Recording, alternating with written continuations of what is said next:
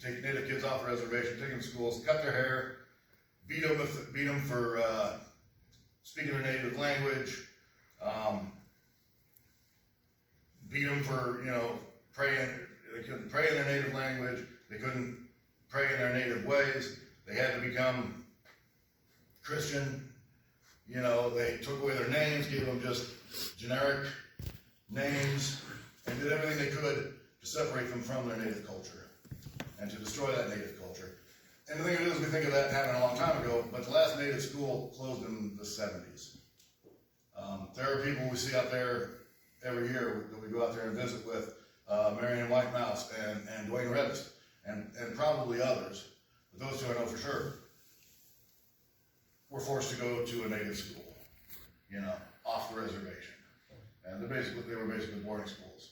And in the old days, they had a really high mortality rate because they didn't get the medical care they needed. So a lot of illness and stuff like that took kids. What we do is we try to learn as much as we can about the native culture. We do a lot of cultural stuff. One of the things we do pretty much every year is go to the Crazy Horse Monument, and they've got a really great museum there, a great bookstore, and we're there a good bit of the day on that first Sunday to give people a chance to just look around the museum and see some of the history there. We go to Wounded Knee, which is a really significant place for the natives. Just about every year, our friend Chubb does a sweat lodge ceremony for us. And that's always a kind of a big deal for our people. It's basically, in my mind anyway, it's basically like praying in a sauna. I don't go because I don't like being claustrophobic, and I don't deal well with heat. But I've talked to a lot of the guys who do go, and it's a incredibly moving thing for them, as far as focusing them on their prayers and stuff like that. And basically, you go in this thing that's full of steam, and you pray. You go to ceremony, which is at Marion and Judd Whitemouse's house, and do, that's basically just a prayer ceremony. And we go, and we're almost always involved in the Sundance in some way. Most years, if we're out there ahead of the Sundance, we do mowing. We do some mowing where they're going to be camping and stuff like that to try to make it a little safer, more pleasant for them to camp. Things like that. One year, the whole group was invited to attend the Sundance to see what it was about, and I spoke about that last year or something like that. It was really, really something. And it's not a Christian thing, but I don't think that it's necessarily not a Christian thing either. One of the other things we do that some of these other groups don't do is every penny that comes in goes to either pay for the trip or to pay for donation trips. Like Ron and Bill just went out and hauled a load of stuff out there, and we had enough money in the bank to pay for their fuel and stuff. Or it goes to help people. Every year we spend, I don't know how much money, literally, because I'm the treasurer, but I'm a terrible person with money. I look at the bank account, and if there's money in there and there's a need, we just pay it. We buy propane, we pay electric bills, we buy groceries for people, for families in need.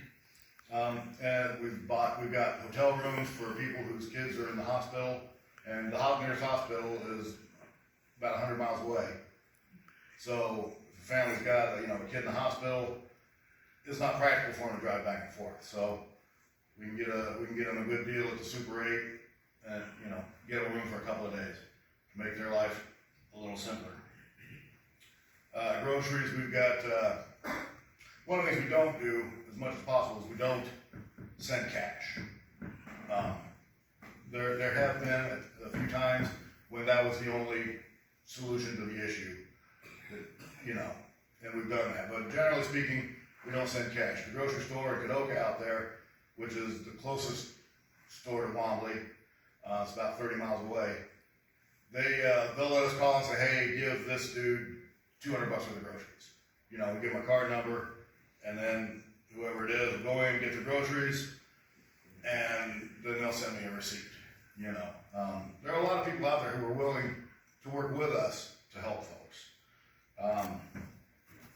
We try to show our love and we try to show Christ to them through our deeds, not our words. We try not to be the, you know, Pharisees standing on the corner hollering as loud as we can so that people can look at us and say, ooh, isn't he, you know, isn't he religious? We don't do that. But to go back to Matthew 5:13 with the salt thing, salt, I love salt, but it's like we use salt as a what do you call it? Spice? Not you spice. use it as a condiment. As a condiment. I like it. I can't do it anymore. Salt used to be used as a preservative. Okay? They would salt their meat, salt their fish, stuff like that, in order to preserve it so that it would last. And the salt, it doesn't just like lay there and yell at the germs or the rot or whatever it is that causes meat to go bad. It doesn't just lay there and yell at that stuff to get out. It gets in there, it becomes part of the meat.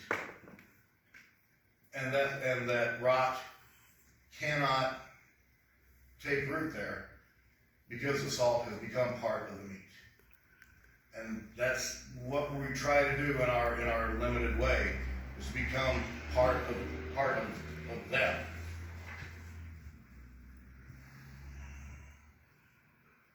Yeah.